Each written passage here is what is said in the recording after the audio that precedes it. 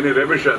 That is a great service to the country. That's why on behalf of all of us, I applaud him and I also congratulate him for the work, wonderful work he is doing.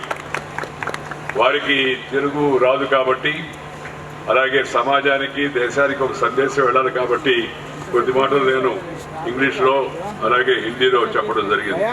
ఇది మంచి కార్యక్రమం ఎందుకు అంటున్నానంటే ఒక గొప్ప లక్ష్యం కోసం, అది కూడా సమాజం కోసం జీవితాన్ని అంకితం చేసిన నిస్వార్థ సేవా మార్గం ఎంచుకునే వ్యక్తులను గౌరవించుకునే కార్యక్రమం ఇది. ముందుగా ఈ మంచి కార్యక్రమం ఇంత ప్రతిష్టాత్మకంగా నిర్వహిస్తున్న శ్రీ కిరణ్ గారికి, సుజన్ ఇండియా ఫౌండేషన్ యొక్క బృందానికి అందరికీ కూడా నా హృదయపూర్వక అభినందనలు అని చెప్పి సందర్భంగా మీకు మనవి చేస్తున్నాను. సమాజ సేవ ప్రాముఖ్యాన్ని మన ధర్మ గ్రంథాలు ఎప్పుడో చెప్పాయి. అలాంటి ఒక సుభాషితాన్ని ఇక్కడ ప్రస్తావించడం సముచితంగా ఉంటుందని నేను భావిస్తున్నాను.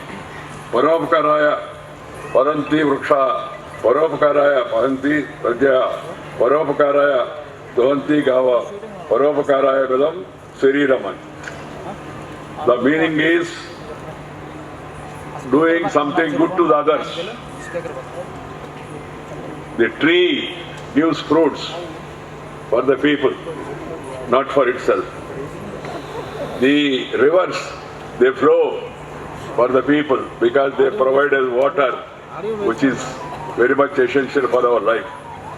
And also the cow gives the milk for us to feed all of us, to feed our children. Like that, the human life also, body also must be in a position to do something for others.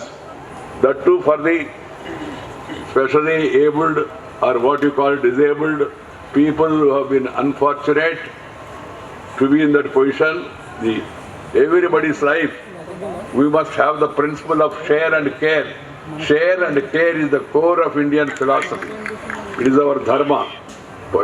నువ్వు తెలివిని పెంచుకో, సంపదను పెంచుకో, దాన్ని ఇతరులతో పంచుకో, అప్పుడే నీకు జీవితం ఆనందంగా ఉంటుందని నేను ఎప్పుడు భావిస్తుంటాను. పెంచుకో, పంచుకో, అప్పుడు నిజంగా ఆనందం నీ జీవితానికి ఒక గమ్యం, ఒక లక్ష్యం నెరవేరినట్టు అవుతుందని చెప్పి నేను మనం చేస్తున్నాను.